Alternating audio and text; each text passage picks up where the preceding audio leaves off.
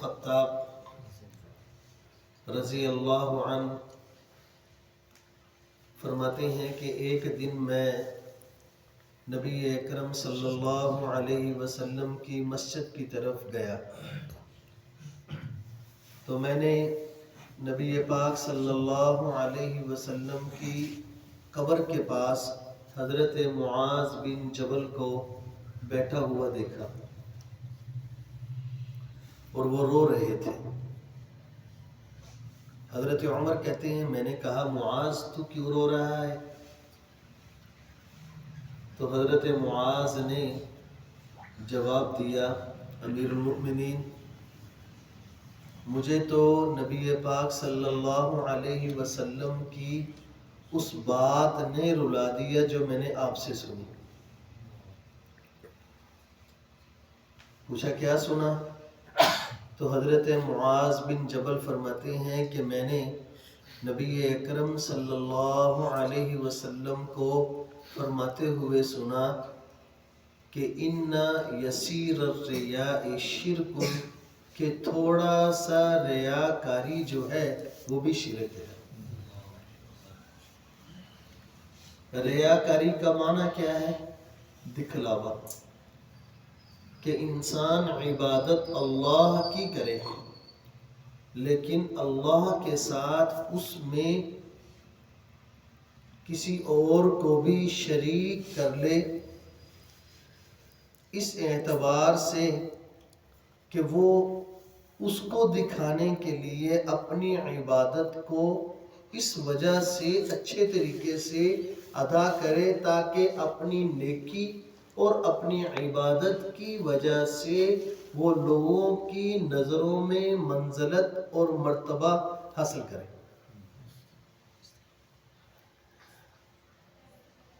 اب یہ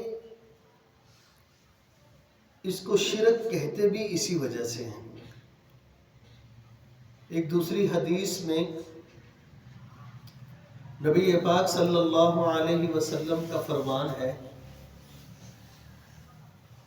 کہ اللہ تعالی قیامت کے دن اس بندے سے جو ریاکار ہوگا، دکھلاوا کرنے والا ہوگا، اس کو کہیں گے کہ جس کے لیے تو نے عمل کیا اسی سے بدلہ لے لے۔ ہمارے اس معاشرے میں عبادات جو ہیں ان میں پہلے ہی بہت کمی ہے۔ لوگ اللہ کے احکام سے، اللہ کی عبادت سے جس قدر غافل ہمیں نظر آتے ہیں، اس کو کوئی وضاحتی بیان یا اس کے لیے کوئی وضاحت کی ضرورت نہیں ہے۔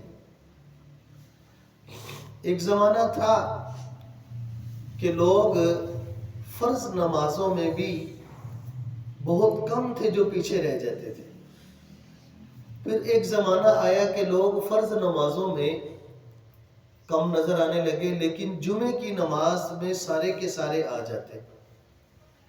اب لوگوں کا عبادت سے دھیان یا ان کا دل جو ہے وہ اس قدر غافل ہے کہ جمعے کے دن بھی اکثریت لوگوں کی جو ہے وہ جمعے کی نماز ادا ہی نہیں کر رہی، اور جو کر رہی ہے نا وہ اس کو اس قدر اہمیت نہیں دے رہی جس طرح پہلے دیتی تھی۔ اب یہ صاف ہمیں نظر آ رہا ہے کہ لوگ عبادات میں دل نہیں لگا رہے، اللہ تعالیٰ کے احکام میں ان کا دل نہیں لگتا، اور وجہ اس میں صاف صاف ہے کہ دل سیاہ ہو گئے،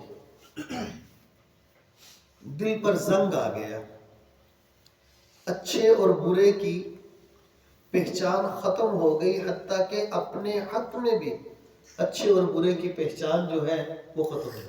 یعنی اپنی ذات کے اعتبار سے کہ میرے لیے کیا اچھا ہے اور میرے لیے کیا برا ہے، اس کی بھی لوگوں نے پہچان کرنا بند کر دیا،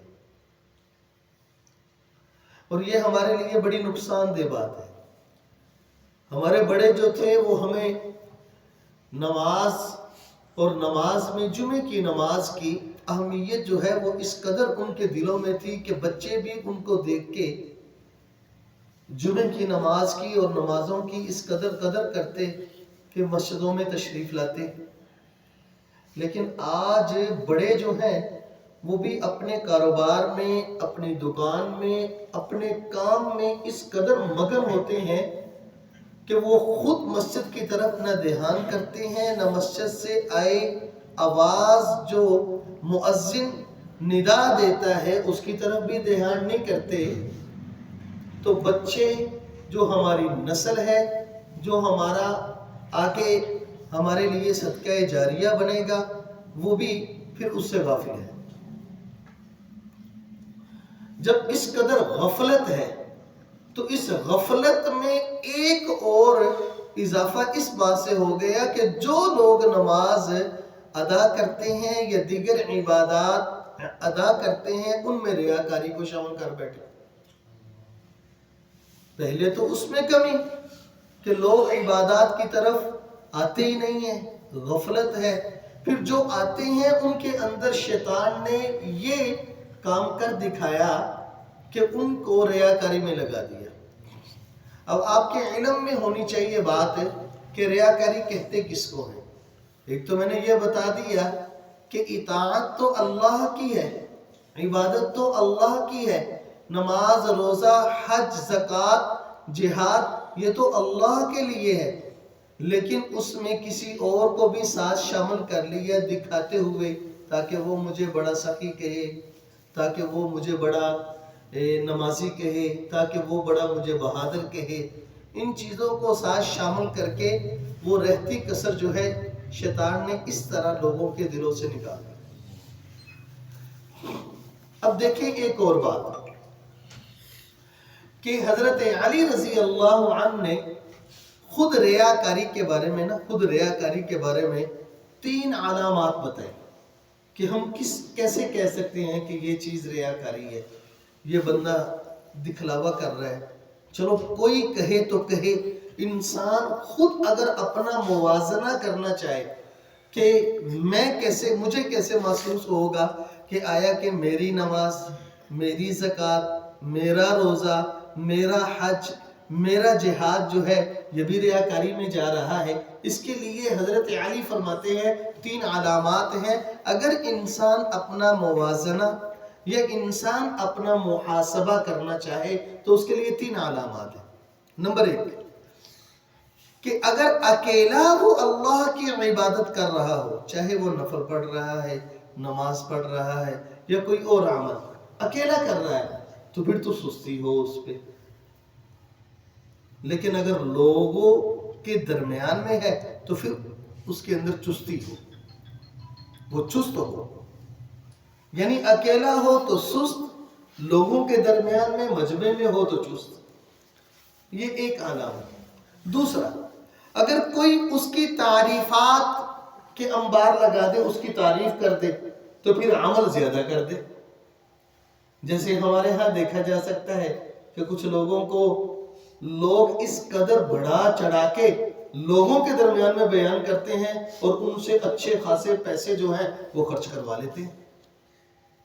اگر ان کی تعریف کی جائے تو پھر تو وہ بڑا خرچ کرے یا بڑی نماز پڑھیں یا بڑا وہ دل لگائیں اس میں. اور اگر لوگ ملامت کریں تو پھر اس عبادت سے ہٹ جائے، مذمت کرے تو پھر اس عبادت میں سستی پیدا کر دے. یہ 3 علامات بتائیں، یہ 3 علامات بتائیں. نمبر 1 اکیلا عبادت کرے یا اکیلا اس عمل کو کرے تو سستی دکھائے، اور اگر لوگوں کے درمیان میں کرے، مجمع میں کرے تو پھر چست ہو جائے. نمبر 2 اگر کوئی تعریف کرے تو عمل میں زیادتی کر دے، یعنی کہ زیادہ کرتا ہے عمل. اور نمبر 3 اگر کوئی تعریف نہ کرے، مذمت کرے تو اس عمل میں سستی پیدا کر دے، اس میں کمی پیدا کر دے. تو عبادت تو اللہ کی ہے، اس میں انسان کی تعریف یا انسان کی مذمت کو تو دخل ہی نہیں ہونا چاہیے. اور جو انسان کی تعریف سے عبادت زیادہ کر دے یا اس عمل میں اپنا زیادتی پیدا کر دے اور انسان کی مذمت سے اس عمل میں سستی پیدا کر دے، تو پھر کل قیامت کے دن اللہ یہی کہے گا کہ تو نے عمل جس کے لیے کیا تھا اسی سے بدلہ لے لے۔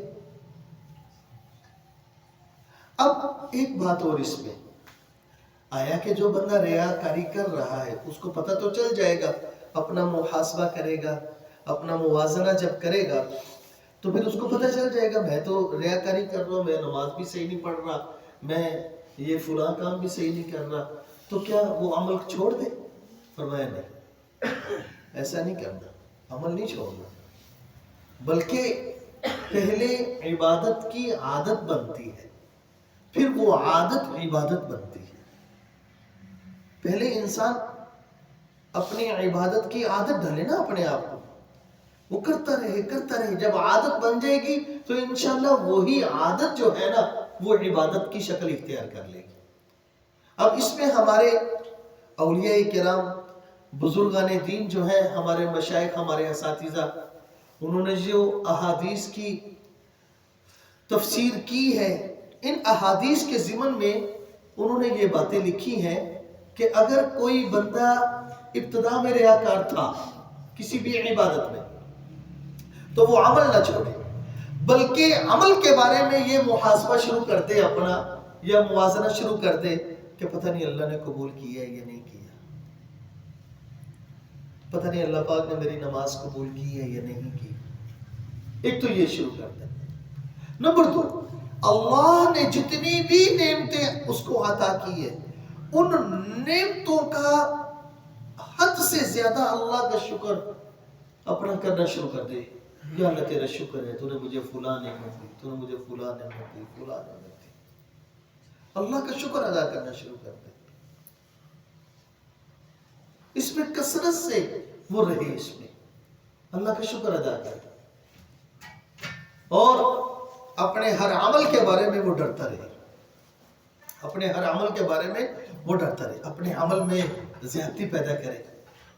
تو جب اس طرح کا اس کے اندر یہ بات آئے گی نا، اور اللہ تعالیٰ کا خوف اور اللہ تعالیٰ سے امید رہے گی، تو پھر انسان جو ہے انشاءاللہ یہ ریاکاری بھی اس سے چلی جائے گی، اور اللہ تعالیٰ اس کی جتنی بھی عبادات ہوں گی، دیکھیں نا اللہ تعالیٰ نے ہی عمل کو قبول کرنا ہے۔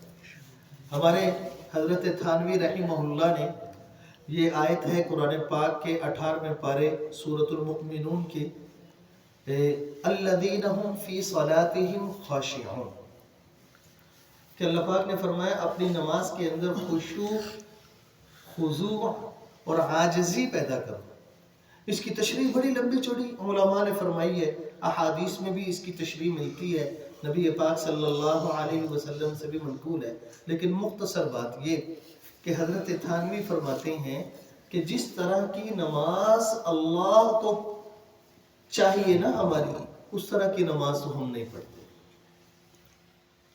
ہمارا نماز میں دھیان کہاں ہے ہر بندہ جانتا ہے اپنے بارے میں نا، تو جب بھی انسان کوئی نیک عمل کرتا ہے تو ہر بندے کو اپنا علم ہے نا، تو جس طرح کی نماز اللہ کو چاہیے بندے سے، بندہ اس طرح کی نماز ادا نہیں کر رہا، تو جب نہیں کر رہا تو پھر تو حضرت تھانوی فرماتے ہیں ہے تو یہ کہ وہ اس کی نماز قبول نہیں ہوتی، لیکن ہم اللہ سے یہ دعا کرتے ہیں کہ اللہ جس طرح کی بھی یہ ٹوٹی پھوٹی ہم عبادت کر رہے ہیں، نماز پڑھ رہے ہیں نا، تو اپنی بارگاہ میں اس کو قبول کر لیں۔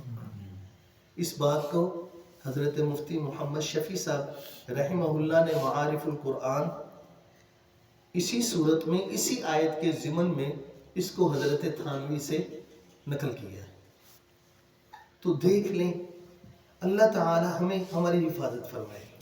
بعد میں پھر دو لفظوں میں کہہ دو کہ ایک تو عبادات میں ویسے ہی ہمارے اندر بہت کمی ہے، بہت زیادہ کمی ہے، اور جو اگر 90% عبادات نہیں کر رہے، 10% کر رہے ہیں، ان 10% لوگوں میں ریا جو ہے یہ شیطان نے داخل کر دیا۔ بس اللہ تعالیٰ سے ہم دعا کرتے ہیں کہ اللہ تعالیٰ ہماری عبادات جتنی بھی ہے وہ اللہ تعالیٰ قبول فرما لے۔ دیکھیں اللہ ہی کی ذات ہے کہ اللہ تعالیٰ ہمارے چھوٹے عمل کو بڑا کر دے، اللہ تعالیٰ کی ذات ہی ہے، وہ ہماری چھوٹی سے چھوٹی نیکی کو بھی قبول کر لے تو وہی ہماری نجات کا ذریعہ ہوگی۔ اللہ تعالیٰ مجھے، آپ کو، سب کو عمل کی توفیق عطا فرمائے۔